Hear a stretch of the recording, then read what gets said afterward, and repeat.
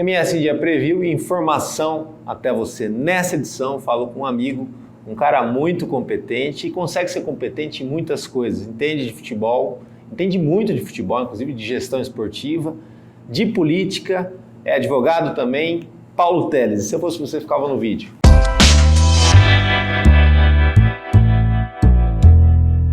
Paulo, beleza? Parece que foi ontem, né, bicho?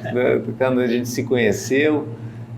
Fazendo aquele trabalho magnífico. O povo não tem muita memória, mas nesse século, no Mato Grosso do Sul, o time, talvez o único que foi um fenômeno, você estava ali por trás daquele projeto esportivo e fazendo algo que, com certeza, se tivesse tido uma sequência maior e se a gente estivesse num estado mais organizado, com a federação atrapalhando menos, certamente o que a gente vê no Cuiabá, a gente estaria vindo aqui com o Ceni naquela época. Seja bem-vindo. Obrigado, Danilo. Para mim é uma honra sempre estar te atendendo, né? Você fez um convite, nós de pronto já colocamos à disposição, tentamos ajustar a nossa agenda aí para poder te atender. Então, além da sua competência como jornalista, é uma pessoa que nós admiramos muito. Temos no coração assim, uma imensa gratidão também pelo trabalho que você desenvolveu frente ao nosso clube, né? Você foi um dos pioneiros, se não talvez o único que conseguiu fazer um livro sobre a nossa história. Então a nossa gratidão é eterna. Toda vez que precisar, estamos à disposição. E um registro de uma história de sucesso. Uma história começa simples, até no livro, na época eu te entrevistei, né? Foi a pessoa talvez que eu passei mais horas conversando para entender o projeto. E pouca gente sabe que toda aquela estrutura gigante de um time de futebol super vencedor que foi o Ceni, né, naquela época, nasceu de um sonho seu de gostar muito de futebol e acreditar que o esporte poderia ter um impacto social, de ajudar, até por isso que foi parar na região do Los Angeles ali e tudo mais, né? Isso que a gente está falando lá dos anos 90, quase 2000, né, dessa formatação. De lá para cá o mundo mudou bastante, né? Você tem hoje a internet interferindo muito e principalmente o cenário esportivo e do futebol daqui mais deteriorado, né? Hoje talvez se você tivesse a mesma idade, com o mesmo sonho, hoje seria mais difícil implementar ou mais fácil? Eu acho, Danilo, que talvez da mesma forma. Porque era paixão, né? Porque é paixão, tudo ali. Exatamente. E além do mais, os problemas sociais, eles continuam... Só pioraram, né? Então, o esporte como um todo, né, especialmente o futebol, ele tem essa magia, ela tem essa grandeza de você poder juntar pessoas com um ideal diferente do que você está habituado no dia a dia e transformar vidas, né? Quando nós começamos lá em Jardim, era uma região, apesar de pujante, do agronegócio e também do turismo, mas em termos social, ela tinha um problema sério e continua tendo hoje, né? Então, quando nós conseguimos implantar o projeto do Ceni lá, nós conseguimos na história revelar jogadores que foram para o mundo, saíram de Jardim, de Bonito, de Dialópolis, de Bodoquena e foram para o mundo. E hoje eu encontro eles ainda por aí, né? E são médicos, são doutores, são advogados, são pessoas de bem, são pessoas que realmente cresceram na vida porque tiveram oportunidade no esporte através do futebol. Penso que apesar de hoje, 20 e poucos anos depois, a sociedade ela continua com os mesmos problemas, as mesmas mazelas, e é importante que o esporte como um todo, principalmente o futebol, possa ter essa direção de transformar vidas, né? Transformar pessoas que às vezes faltam oportunidade e através do esporte podem chegar ao seu objetivo. Uma coisa que eu sempre admirei em você, e eu acho que talvez você vai lembrar dessa conversa, logo depois do almoço, naquela época do Ceni, você é um workaholic, é um cara que quando trabalha é muito trabalhador, é muito dedicado, incansável. Naquela época você assistia muitos jogos de futebol, de todas as divisões, e fazia análise de jogadores, quer dizer, fazia até o próprio trabalho de análise de desempenho, né? E catalogar tudo aquilo, e conversar, e podia interferir nos departamentos, porque procurava entender dos departamentos e sabia que o dinheiro era escasso, tudo tinha que ser muito bom, tudo tinha que ser muito otimizado. Então foi uma aula de gestão, de trabalho, naquela época assim que eu pude ver de perto. Em todo caso, já naquela época, eu lembro uma vez, você sempre muito ocupado, mas aí você teve um tempinho para conversar comigo em off, que não era nas entrevistas, né, quando a gente estava, e você falou da importância da gente começar a olhar e seguir exemplos do estado vizinho, do Mato Grosso, onde a federação passava a ter uma importância menor e os clubes estavam se organizando mais, e você falava, algum clube dali vai, pela linha empresarial, acabar tendo um destaque nacional. E se a gente não se organizar, a gente vai ficar para trás e vai ficar vendo isso ocorrer no estado vizinho e vamos perder a sede da Copa. Isso eu estou falando de 2005. Né? Chegou 2014, Cuiabá foi sede da Copa, Campo Grande, Mato Grosso do Sul perdeu, e hoje a gente tem o Cuiabá com um grande exemplo de sucesso, se manteve na primeira divisão e tudo mais, e o futebol de Mato Grosso do Sul não consegue passar da primeira fase na Copinha, na Copa do Brasil passa vexame em todo lugar, e tem até tentativas assim, heróicas do pessoal fazer um trabalho aqui, como acho que em qualquer esporte. Mas essa situação visionária, por que o Paulo Telles ele é um cara que ele falava sozinho isso aqui, não encontrou eco? E talvez se tivessem te ouvido, tinha muita chance da gente estar muito melhor hoje. Infelizmente. Infelizmente isso é uma realidade e infelizmente, de novo, vou fazer mais uma profecia, né?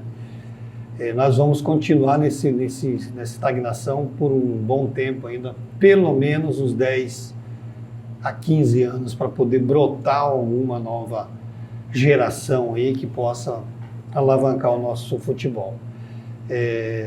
Não tem mágica, não tem nada que você possa dizer assim, temos que reinventar a roda. A roda já foi inventada muito tempos atrás, o que nós temos que pegar é os bons exemplos dos quadros onde deram certo, aonde já se passou, porque nós estamos passando há 30 anos, e lá houve as mudanças, inclusive o Campeonato Paulista. Sim. Né? Que já foi uma superpotência, que se acomodaram, houve a queda, né? A queda que precisou daquilo, eu esqueço o nome dele agora, mas talvez você me ajude a lembrar. O Fará? O Fará, exatamente, que conseguiu alavancar o futebol paulista na hora certa e continua dando a alavancada que foi.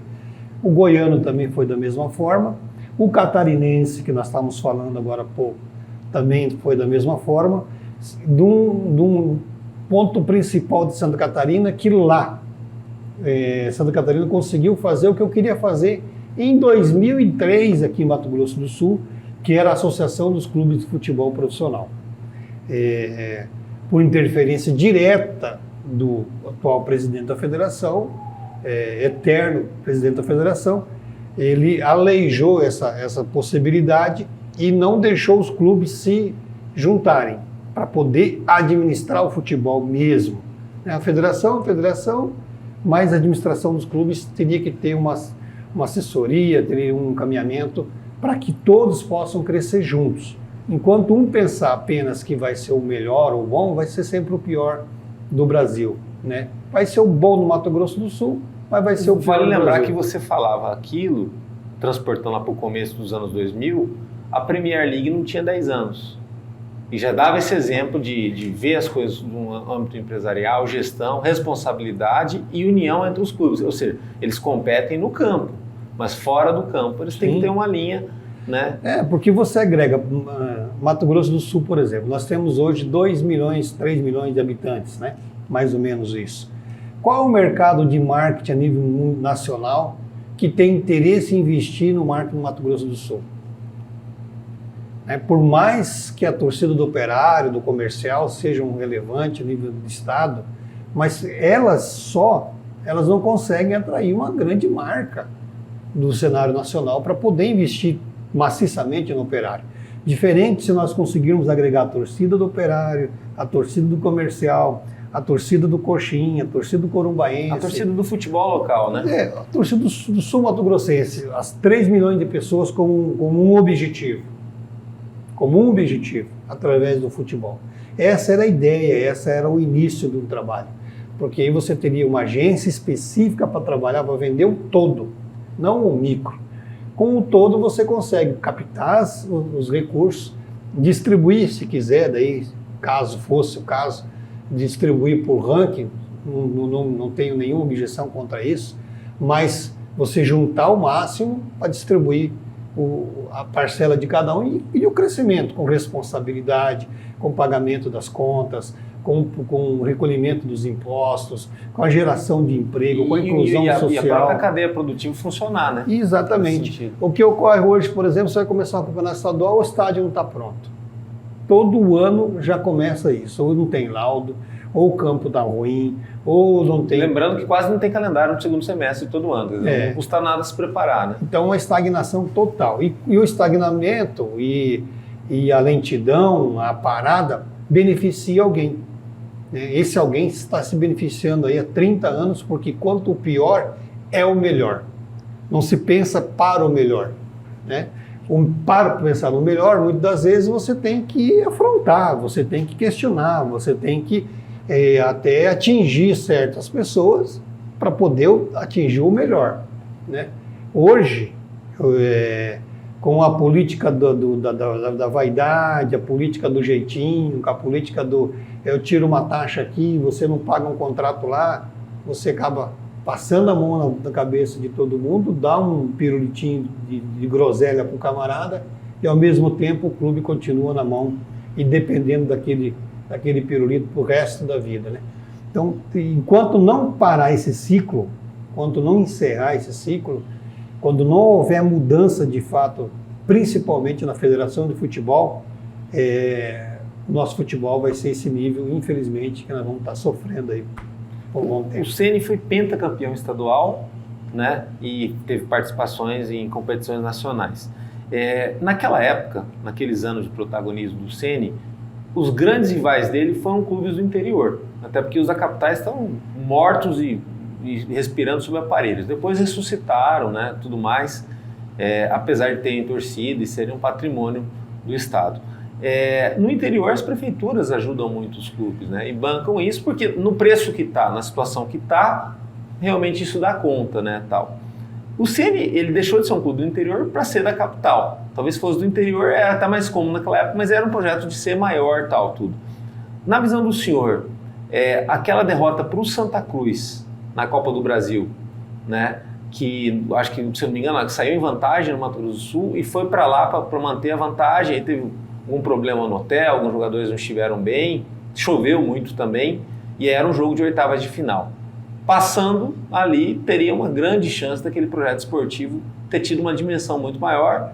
Vale a pena lembrar que no ano seguinte o Brasiliense chegou na final contra o Corinthians. Então a gente tinha muitas surpresas naquele início dos anos 2000, né? Sim. Não, aquele jogo foi um jogo memorável, né?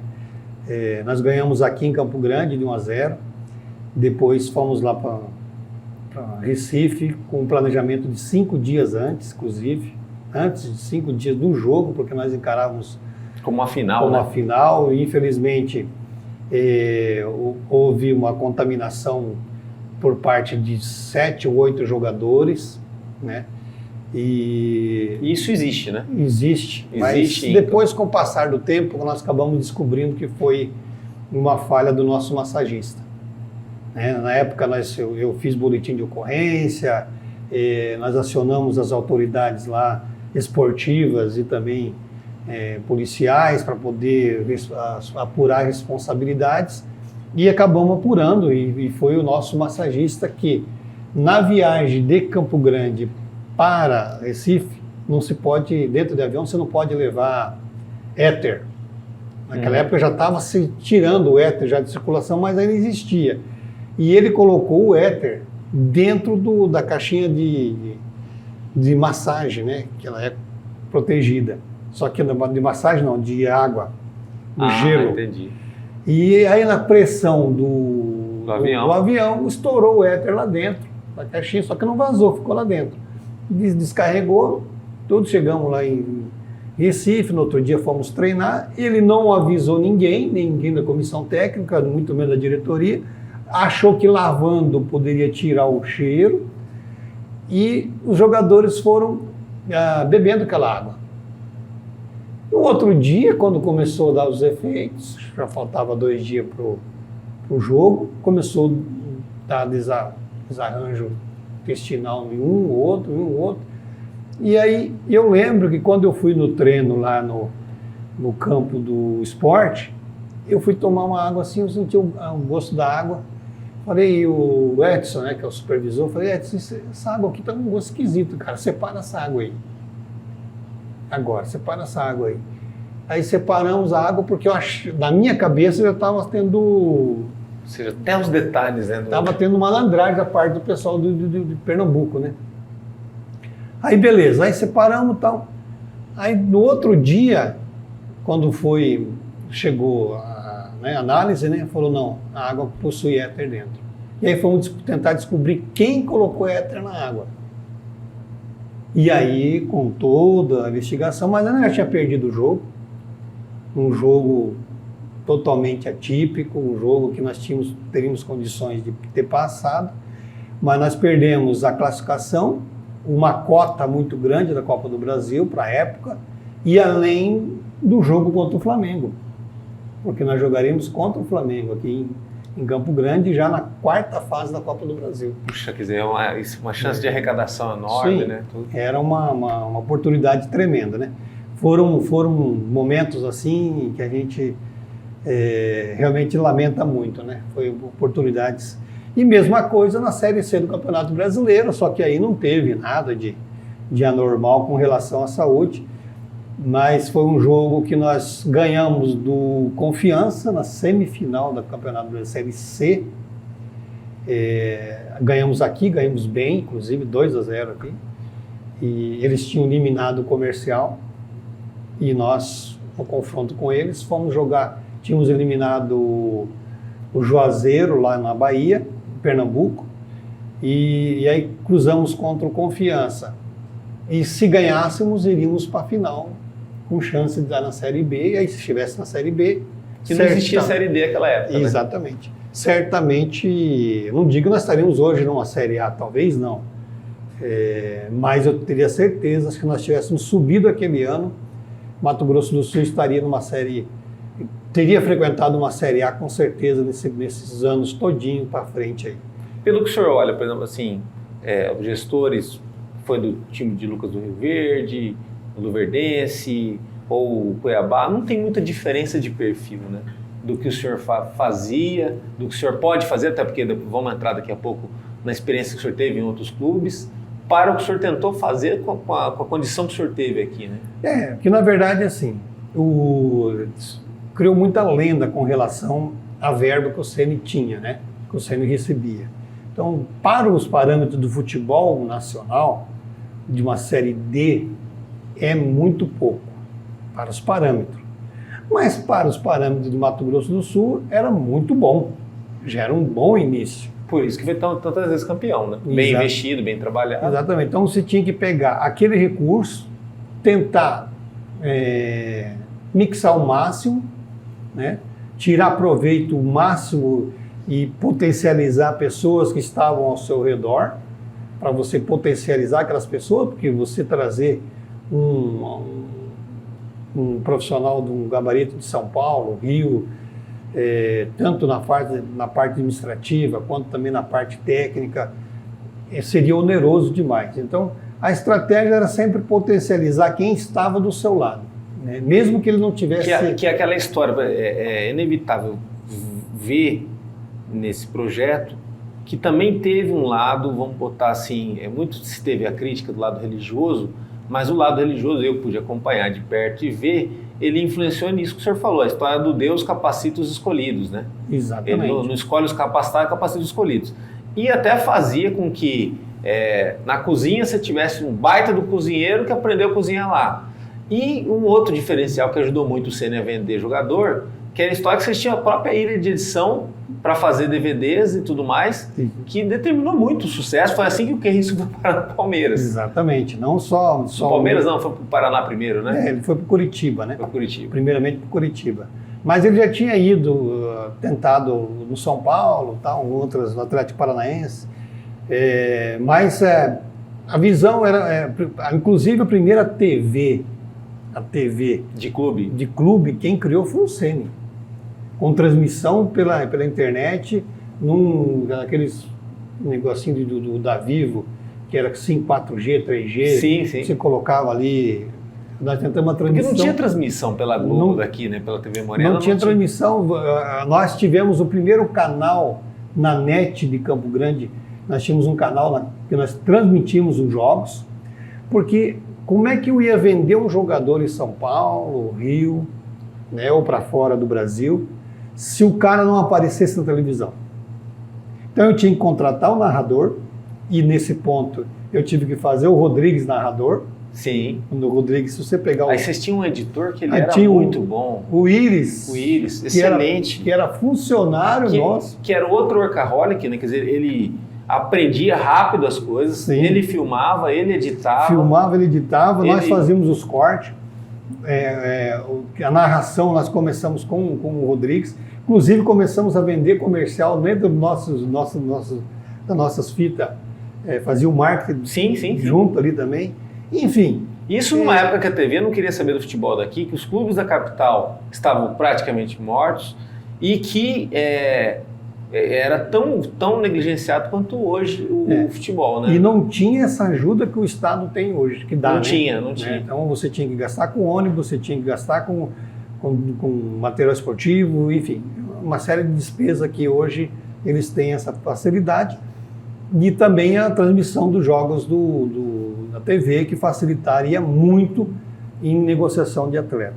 Então o projeto era sempre fazer com que o profissional pudesse organizar o mais rápido possível e, ao mesmo tempo, fazer com que a base servisse em dados momentos, o profissional, mas o foco da base era sempre negociar jogador.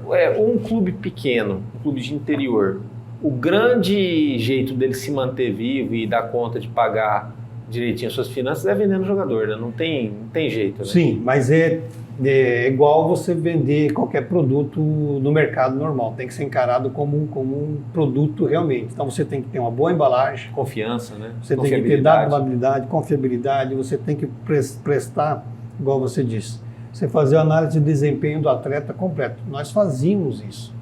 O empresário... Que depois virou moda, né? Hoje em dia todo clube tem esse departamento. Sim, né? sim.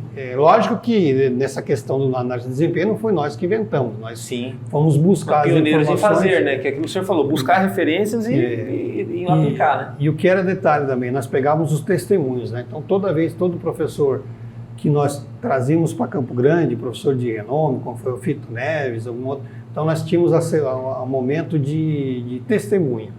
Então ele chegava lá e testemunhava do Danilo, mesmo ele não conhecendo. Sim. Porque o cara que estava vendo não estava conhecendo o Paulo Telles, mas conhecia o Danilo, porque o Danilo já trabalhou no Santa Cruz, já trabalhou no Cruzeiro, já trabalhou no Vasco. Então, opa, o Danilo está falando, vamos dar uma olhada. Aí você pegava o material dele que era bom, então você conseguia encaixar vários jogadores, e assim foram muitos jogadores. Uma boa propaganda. Né? Era estratégia de marketing, né? Sim.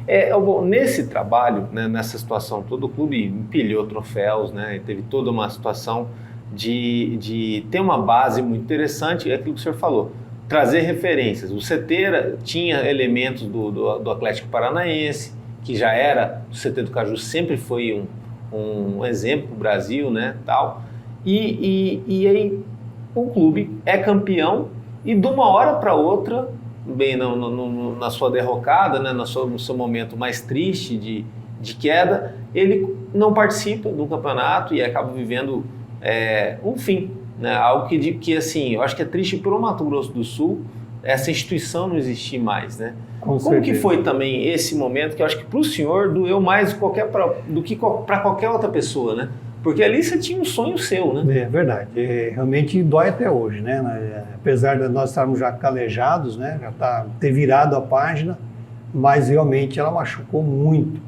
Pela forma como foi e por quem foi, né? Quem fez, sepultou o projeto, foi uma pessoa que eu peguei lá como se fosse peguei do meio do grupo, paguei a faculdade dele, fiz ele estudar, coloquei ele como vice-presidente, coloquei ele como presidente, coloquei ele no cenário nacional, né? O qualifiquei como um gestor, e competente como quando estava. E depois, na primeira oportunidade, encantado com o canto da sereia, né, do ponto de vista religioso. E o futebol também tem esse glamour, né? Mexe, é muito poder, mas ao mesmo tempo tudo muito vazio, né? Exatamente. Ele simplesmente ignorou toda a história, porque já havia um pedido antes, esse fechamento que aconteceu em 2015, ela já tinha acontecido um pedido em 2012. E nós nos reunimos com a direção da igreja na época, eu à frente do SENI, uma posição de liderança, falei, não, nós não precisamos mais de vocês, nós agradecemos imensamente, somos eternamente gratos, nunca vamos negar isso, vai ser eterno, mas se vocês quiserem se retirar, a porta da casa é serventia, vocês podem sair. Seria um momento assim, aquele momento o clube tinha que andar com as próprias pernas. Exatamente, e eles queriam que fechasse, eles não queriam que tinha mais vínculo. E aí foi quando eu falei para eles, falei, não, o clube realmente não tem vínculo, tem historicamente, religiosamente, mas administrativamente e juridicamente não tem vínculo. Não tendo um vínculo, vocês se retiram e nós continuamos. Ah, mas não vai ter mais dinheiro. Não tem problema. Nós tínhamos acabado de ser campeão da Copa, campeão estadual 2013. Nós tínhamos uma folha, um caixa da Copa do Brasil. Nós tínhamos um caixa da Copa Verde. Nós tínhamos alguns patrocínios que já estavam entrando. E nós tínhamos a estrutura pronta. A expertise também, né?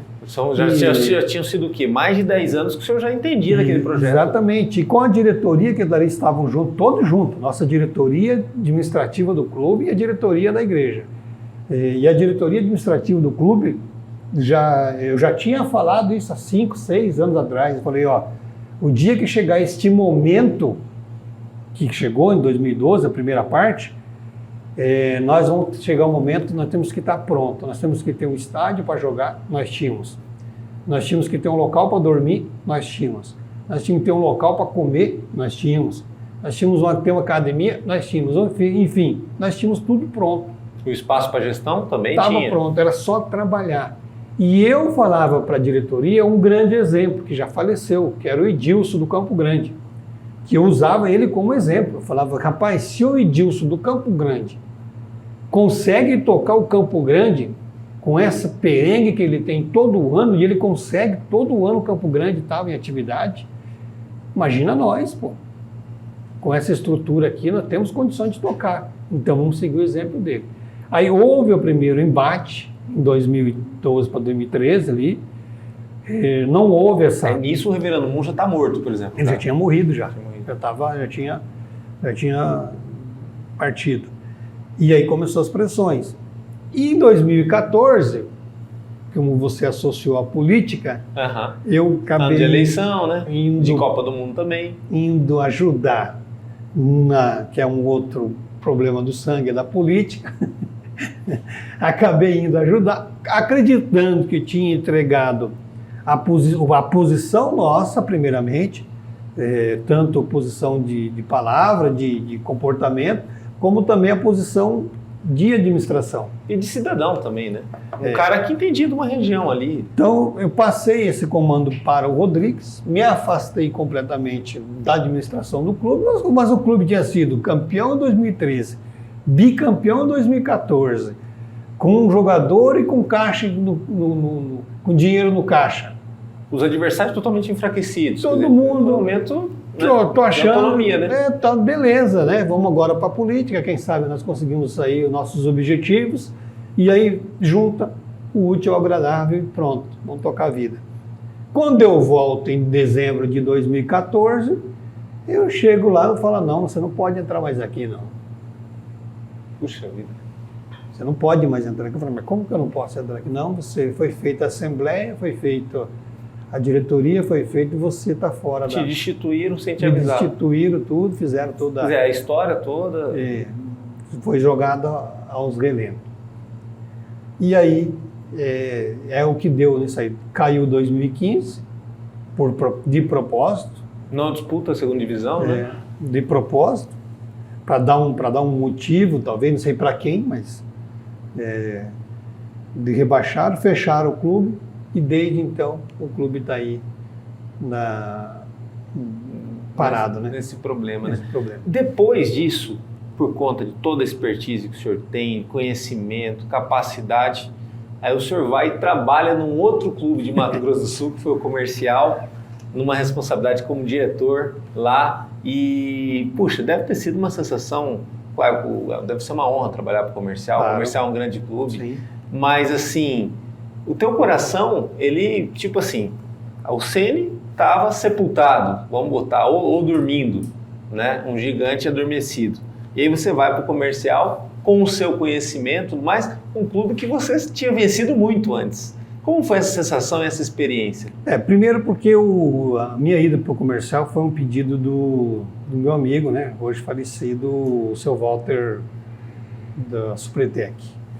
Nós tínhamos amizade, ele tinha um projeto grande para o Comercial e ele queria transformar o Comercial num grande clube, e esse era o sonho dele.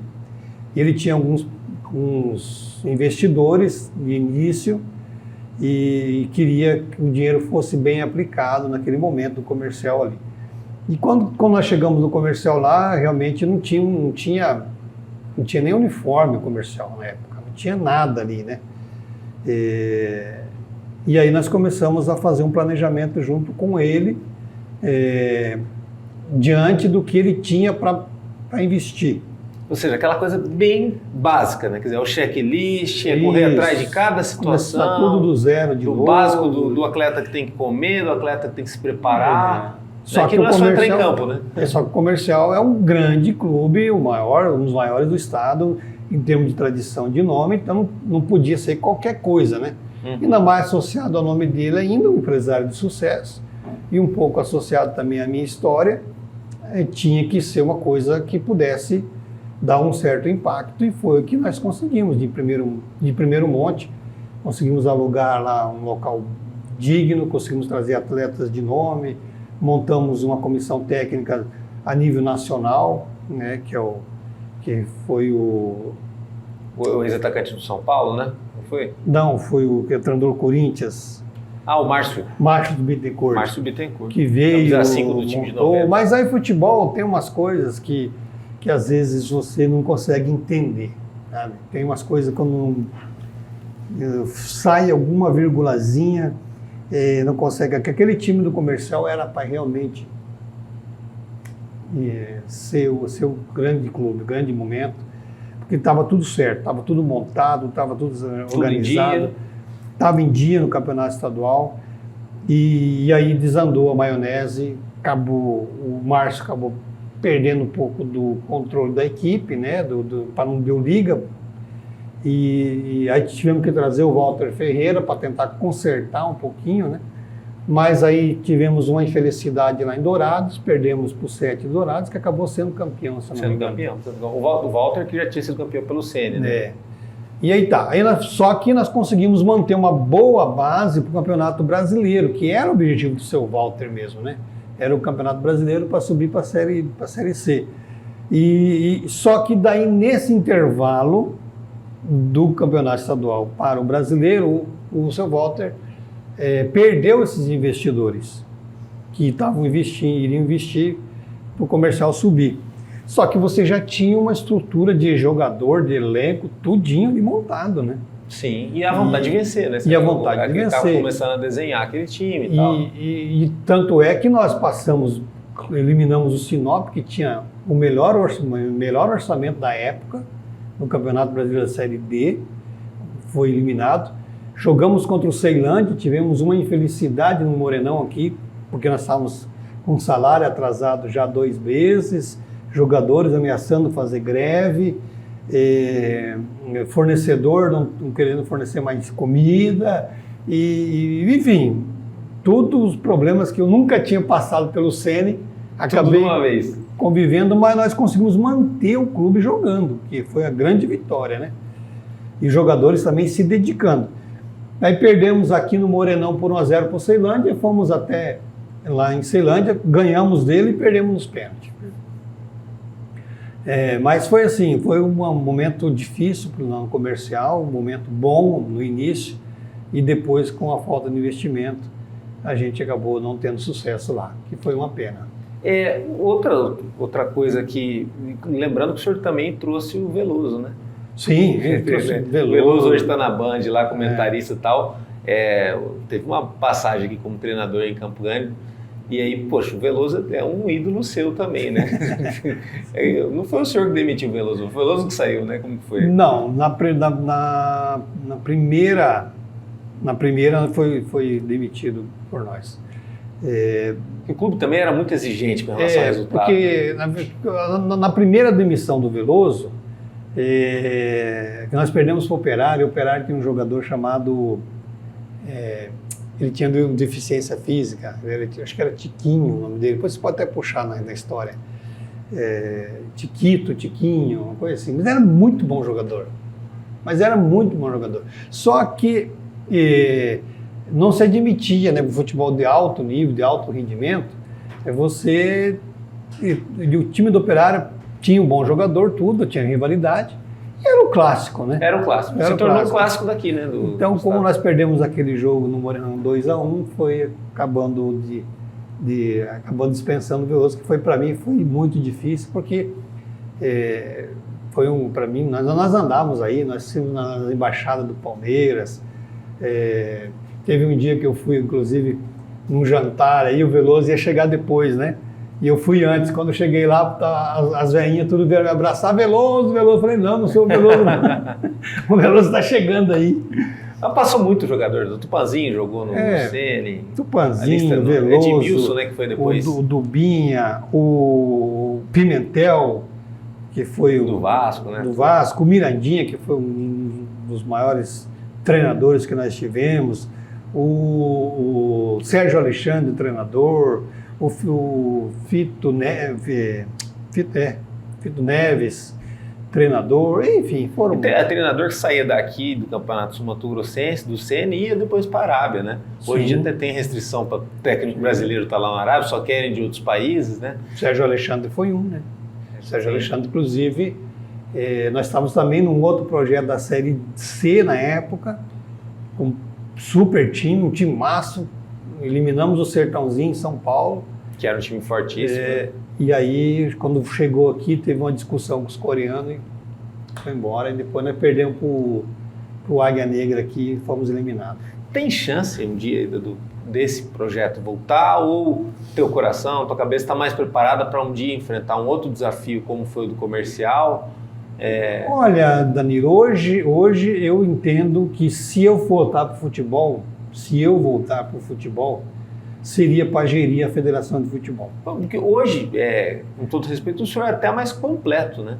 Tecnicamente, de conhecimento, de entendimento até jurídico das coisas, né? Tudo mais.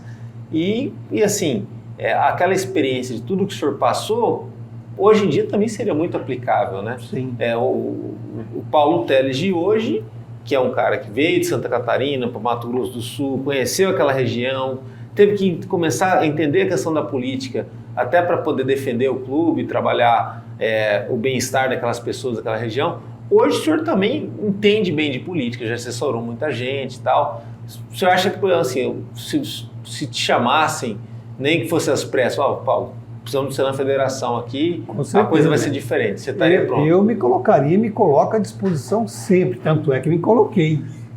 Não sei se você acompanhou. Sim. Eu me coloquei à disposição dos clubes nessa eleição que teve agora do Cesário.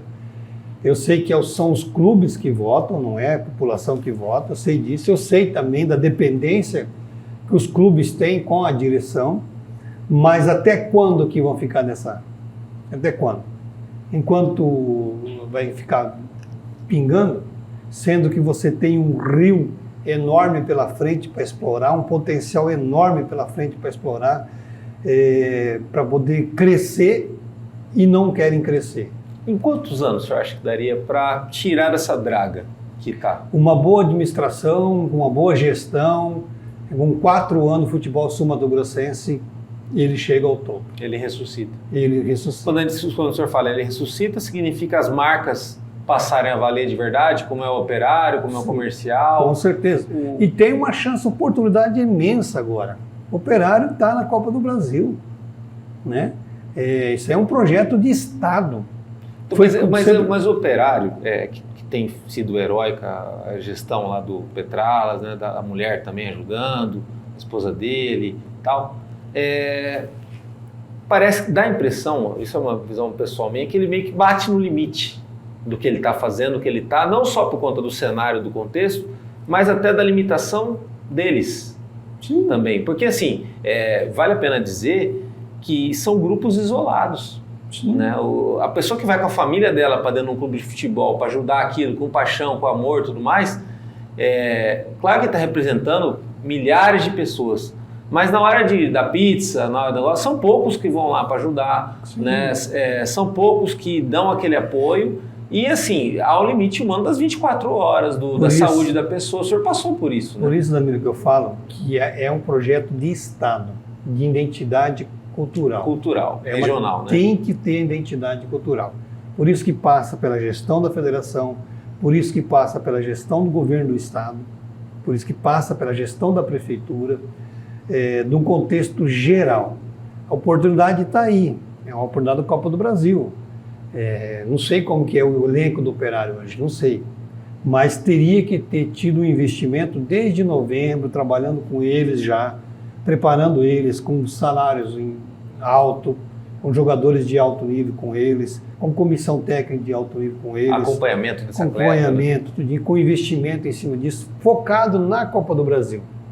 Esse seria o objetivo maior, de levar o Operário para uma terceira fase da Copa do Brasil, uma quarta fase da Copa do Brasil, e chegar ao topo lá com o máximo possível. E depois, na Série D do Campeonato Brasileiro. Então, hoje é o Operário, amanhã pode ser o Comercial, outro dia pode ser o Águia Negra, enfim, ou qualquer outro clube. Mas o Estado encarar isso como uma identidade cultural, do resgate do esporte, do resgate do futebol. Mas, o senhor é sul-mato-grossense de coração, né? Viveu grande parte da tua vida aqui, mas é de outro estado, veio de Santa Catarina, onde sabem valorizar, hoje em dia talvez no Brasil é um dos top 3 aí de turismo, de valorização da identidade regional, né? E aí você tem times na primeira divisão, né? Você tem toda uma forma diferente de lidar com aquilo, muito profissionalizada. Agora, no Mato Grosso do Sul, e eu tenho vergonha de ter que admitir isso, como sul-mato-grossense, você tem um Morenão, que é um patrimônio da história do esporte, do futebol daqui, que vai ao nome do cara que talvez foi o governador mais visionário da história desse cantinho do Brasil, totalmente abandonado. Sim. E aí vieram agora com um projeto recente, um projeto ridículo, de falar que vai revitalizar, que vai arrumar. O governo até investiu recentemente para fazer adaptações, e o próprio Morenão não consegue se ajustar e vira praticamente um mausoléu aquilo ali. Aqui, o próprio Morenão, ele é a cara do futebol de Mato Grosso do Sul, né? Então, assim, quando você fala assim, ó, fecha os olhos e imagina o futebol de Mato Grosso do Sul. Aí você imagina Cesário, aí você imagina o Morenão, aí você imagina a sofrência desses clubes. É complicado também a gente não ter um palco, né? Porque você olha no Mato Grosso, você tem lá uma arena legal. Sim, outros estados aí que talvez não tenham essa arena, Santa Catarina não tem uma arena ultramoderna, tudo. Mas você tem estádio cheio, você tem aquela movimentação ao redor do ambulante, aquela paixão do clube. É o produto do meio. Enquanto o futebol não for o produto do meio, não vai transformar isso. Não adianta. Uma marca não vai colocar a sua marca num lugar onde não vende. Ninguém vai brincar de rasgar dinheiro e jogar fora. É difícil, isso aí é quase impossível. Então hoje os clubes grandes estão se tornando SAF porque a coisa moderniza, a coisa transforma. E é esse o caminho realmente. E nós aqui continuamos ainda na década de 40, 60, 70 e não crescemos, né? Morenão é um problema. O Morenão, ou ele tira da administração da Universidade Federal, isso eu falava lá na minha época ainda, em 2002, 2003, eu falava que o Morenão já era esse problema e continua sendo. Juridicamente tem como fazer isso? Não sei se tiver boa vontade política? Se tiver boa vontade política, o primeiro passo do Morenão é tirar da universidade. Que é desafetar, no caso. Exatamente, porque ali é um problema sério com relação àquela administração lá. É sério. Sempre foi, né? para começar, o clube joga no Morenão, ele paga para jogar. Para começar. Então é um custo, é melhor você jogar com o portão fechado do que você colocar portão aberto, porque o público não vai. Quando fala paga para jogar, é uns 10 mil que você acaba pagando ali? Exatamente, que é aluguel caríssimo, pela estrutura que ruim. Futebol. Como que uma mulher vai no banheiro no Morenão? Não tem como, né? Eu fiz jogos, fui promotor de jogos também. Eu trouxe para cá jogos do Corinthians, eu trouxe jogos do América, eu trouxe jogos do Palmeiras, enfim, vários jogos aqui, além dos jogos na Copa do Brasil que eu administrei também. Isso, jogo de Campeonato Brasileiro para trazer para o Corinthians e Portuguesa teve participação do senhor, né? Aquele 2013? Não. Aquele foi o Maluf, né? Foi o Maluf. Mas se você aluga o Morenão, por exemplo, você aluga o estádio inteiro, mas você não consegue uma parte porque são cadeiras cativas, não sei de quem, do tataravô, do quincavô, do sexavô, não sei do cara. O cara nunca está lá e você não consegue nem vender aquela parte. Fora os buracos que tem no Morenão, que entra gente sem pagar. Então, uma série de problemas que tem ali que você tem que mudar. E só vai mudar quando você tirar aquela administração de lá. Seria o certo com a federação. Que aí seria, no caso, um estádio da federação, um estádio municipal? Ou um estádio municipal, ou um estádio estadual, para poder gerir melhor aquela forma, fazer de maneira de ter renda, né? O Palmeiras, por exemplo, tem a arena dele, que é usado para shows. Sim. Que usa para poder pagar. Trazendo por uma referência até menos top como a do Palmeiras, Europa, em Ribeirão Preto, o Botafogo pegou o estádio de Santa Cruz, deu uma revitalizada numa parte dele, explora com coisas além do futebol, é um estádio antigo, mas ele tem uma parte dele que está mais adequada, vamos supor, para esse futebol de hoje, que é um futebol mais elitizado, e as pessoas, para gastar o dinheiro com futebol, não vão ser movidas só por paixão, né? Sim. Faltava isso pro Morenão também, claro, né? Ele está num espaço legal da cidade, ele tem memória, tem todo um E o Morenão, charme. por exemplo, foi palco de shows agora, ultimamente é liberado 20, 30 mil pessoas para estádio e não é liberado 3 mil pessoas para futebol.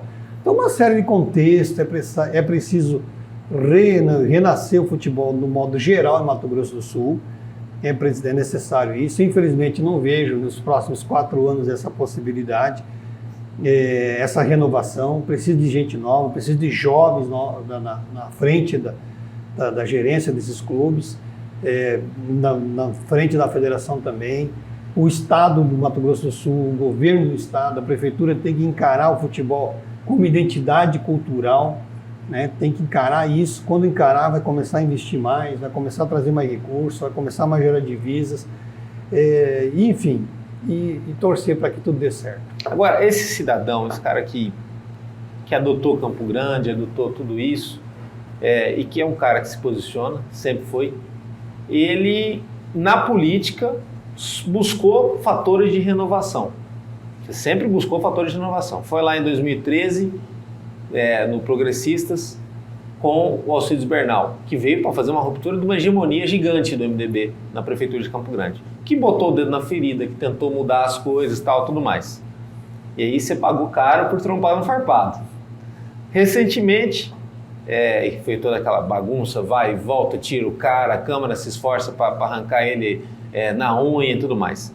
Recentemente, em 2020, estava lá o Paulo também nos bastidores, num mega de um projeto super ultra moderno, discutido com a sociedade, com um ciclo de palestras, que foi do Dr. Ezaquiel Nascimento, baseado em situações de Maringá, que é uma cidade linda, que inclusive tem o Willie Davis, que é um estádio municipal bem arrumadinho, bonitinho ali e tal. Isso é uma espécie de Belmar Fidalgo deles, que eles arrumaram e tal. Pensando em VLT para Campo Grande, pensando em arrumar transporte coletivo, pensando em solução para a saúde, usando o dinheiro de uma forma eficiente, pensando em solução para a educação, ensino profissionalizante, para áreas de periferia, que o senhor conhece bem, né, como é na região sul de Campo Grande e tal. E aí veio essa discussão desse projeto no meio de uma pandemia, né, que infelizmente atrapalhou a velocidade das candidaturas, uma abstenção enorme, e aí isso passou batido, veio a reeleição e ficou muito do mesmo depois, né? A gente hoje em dia, Campo Grande, você tem aí, como o senhor falou, o retrato de coisas, problemas que eles continuam, que dificultam muito aí para a atual prefeita. Por que é tão difícil nesse estado, que tem gente que fala assim, Mato Grosso é um estado conservador. Não, é um estado de gente teimosa. Por que é tão difícil mudar as coisas aqui? É difícil. Rapaz, olha, o Campo Grandense perdeu uma oportunidade tremenda de ter dado uma chance para o Isaquil. Quem conhece o Isaquil Nascimento sabe o que eu estou falando. Eu era o cara mais preparado, e é ainda, hein? O Isaquil está muito... Parece que ele não quer mais candidatar, né? Mas a competência dele, administrativamente, que ele fez na Santa Casa. Que é bucha, né? Ali... a experiência que ele tem como promotor de justiça, como advogado, e o que ele queria transformar Campo Grande... Ficha limpa. Um cara decente, um cara correto, com ideias inovadoras, alavancar Campo Grande em 20 anos, como queria. Infelizmente, optaram pelo mesmo, né, pela continuidade, e é o que nós estamos vendo aí hoje, né? Que aí não é o nome, né? É o jeito de fazer, a forma de tocar as coisas, né? Que acabou, problemas se esticam, pioram, Sim. torna uma tudo chuva mais dessa aí, uma chuva dessa aí, você já viu o problema aqui. Dá medo, né? Dá medo. E todo mês de janeiro chove e é sempre aquele drama, né? Sempre aquele problema, né? Mas é isso, eu acho que a vida, Danilo, é feita de escolhas, né? Algumas nós acertamos, outras nós erramos feio, outras nós empatamos, mas a vida tem que ser vivida. Você não pode passar por um local e simplesmente não existir. Você tem que fazer dentro do seu mundo, dentro do seu ambiente, dentro do seu espaço. Fazer a diferença. Eu hoje estou advogando, principalmente na área criminalista, civil. Estou até meio vermelhão assim, porque eu estava atuando numa situação que ocorreu ontem, e nós temos cliente lá dentro do nosso trabalho, lá onde aconteceu o fato. Então, tentar ser o melhor, né? Se empenhar para ser o melhor, para tentar dar resposta naquelas pessoas que te confiam, entregam sua vida para você tentar ser o melhor. E sempre fui pautado dessa forma, né? Não importa o que eu esteja fazendo, mas eu quero estar fazendo o melhor. Muitas das vezes eu vou errar, muitas vezes eu vou me equivocar, mas com o objetivo de fazer o melhor. Talvez, independente do papel que estiver fazendo e sempre pronto para assumir outros papéis, você acha que o que pode definir muito a questão do... Hoje em dia falam tanto em política cristã, políticas cristãs só exerce quem tem uma vida cristã, quem é capaz de pensar no outro e cuidar do outro. E esse foi o teu grande diferencial, se você for olhar para trás, olhar esses 20 anos e olhar hoje, claro, como advogado, batalhando ali, é um cara capaz de olhar para o outro e olhar para todos. Foi o teu caminho? Porque você teve que ser paizão no CN. Sim. Depois no comercial, quando você falou, paizão também. Hoje, como advogado, você vai pegar situações de pessoas com vulnerabilidade. Né? E aí, se você não tiver coração, fica complicado, porque as pessoas dependem que do outro lado tem uma sensibilidade, né? Sim, com certeza. O coração é tudo, né? Você tem que ter a empatia, né? Saber entender o que está acontecendo do outro lado também, né? Então, minha vida sempre foi pautada nisso. Você falou na formação cristã, eu fui seminarista católico. Na verdade, eu era para ser padre. Quase me formei padre, né? Então, depois disso, eu acabei vindo para Mato Grosso do Sul, fui para São Paulo para cá, mas nessa linha, né, de compreender quem está ao seu lado. E quando você não tem recursos, tanto pessoal, como também de companheiros técnicos, e você não sabe onde buscar, você vai ter que brotar dessa pessoa, ou brotar em você mesmo, né? Então, a solução tem que vir. Alguma coisa, um caminho você tem que dar uma direção. E é isso que eu me pautei. Então, minha vida toda foi assim. Então, quando eu tive a oportunidade, há 23 anos atrás, de sentar numa mesa parecida como essa, na frente do Reverendo Moon, que era um dos maiores líderes do mundo, né? E eu tive a chance de sentar do lado dele e falar, cara, o que eu vou falar para esse homem agora? Como é que eu vou convencer esse homem que futebol é bom para Mato Grosso do Sul, sendo que ele pode ter Real Madrid, ele pode ter Flamengo, ele pode ver quem for, mas convencer um homem desse a investir num time de futebol lá em Jardim. E investir nessa região, né? E ele pagou caro por conta disso, né? Porque a política, não vou nem falar que mordeu ele, mastigou ele aqui com CPI, com todo tipo, não vou nem falar aqui para não tomar processo, mas assim, pressõezinhas esquisitas, né? Mas ali eu tive a chance e a oportunidade e eu consegui convencê-lo, né? Por quê? Mas eu tinha conhecimento? Não tinha conhecimento, né? Você estava pronto para adquirir conhecimento. Mas eu estava inspirado, eu estava com vontade de produzir, fazer algo maior para todo mundo. E consegui, né? Graças a Deus. Hoje eu posso, apesar do Sênior estar fechado, ter acabado com o Sênior. Mas você tem um case incrível. Mas eu posso dizer que eu morro feliz, porque tudo aquilo que eu me determinei a fazer, eu fiz.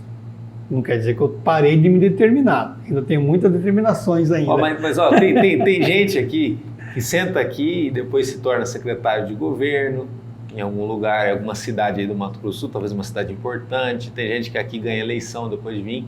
E eu acho que eu, como teu amigo, ainda vou ver você na federação. Talvez seja daqui uns 80 anos, porque o Cesário parece que tem vida longa, né? Mais longa que da Rainha Elizabeth. Mas aí, quando você chegar a tua hora, você vai estar preparado. O Cesário como pessoa, ele é gente boa. Eu gosto demais do Cesário. É aí que as pessoas às vezes se confundem. Inclusive ele. Ele é um cara paciente, porque né? Ele não aceita o que eu fiz. Sim. Pela amizade pessoal. Mas eu não fiz contra a pessoa, eu fiz contra a figura da federação, porque achei que esse era o momento oportuno. E o pior é que assim, até já me falaram dele, eu cheguei a conversar rapidamente com ele, tal, ele trata todo mundo com uma educação incrível e tal, e aí tá falando, não, mas ele ajuda muito, é que o pessoal não percebe quanto que ele ajuda, quanto que ele... Tá, ele ajuda para corrigir o estrago que ele fez. Exatamente. Então tem dois pesos, duas medidas na situação. Como administrador, como gerente de uma entidade potencial enorme, cara, você está vendo ali que o negócio é grandioso. Podia abrir mais, né? Podia trabalhar de outra forma. Nós estamos só com uma vírgula de um livro. É impossível isso, você tenta mostrar. E talvez seria até um grande beneficiado se a coisa começasse a melhorar, né? Mas parece que se fechou em relação a isso. Mas vamos ver, né? Quem sabe no futuro. E eu recebo, viu? Recebo, mesmo que seja aos 80 anos. Você recebe essa dádiva? Eu recebo essa dádiva. Então vamos lembrar essa conversa, vai estar gravada na internet. Obrigadão. Valeu. E acompanha o nosso trabalho no www.msdia.com.br, lá no YouTube, no canal do YouTube do Jornal. Tem os cortes, as entrevistas completas e também muitas coisas na rede social da MS Dia. Só você conferir. Até a próxima.